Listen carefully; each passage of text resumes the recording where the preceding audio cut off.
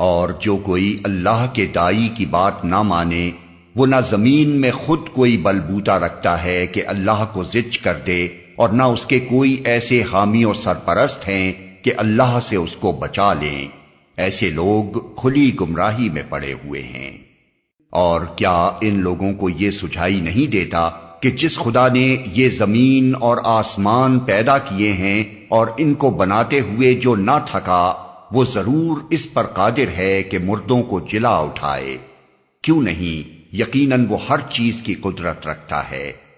जिस रोज ये काफिर आग के सामने लाए जाएंगे, उस वक्त इनसे पूछा जाएगा, क्या ये हक नहीं है? ये कहेंगे, हां, हमारे रब की कसम, ये वाकई हक है।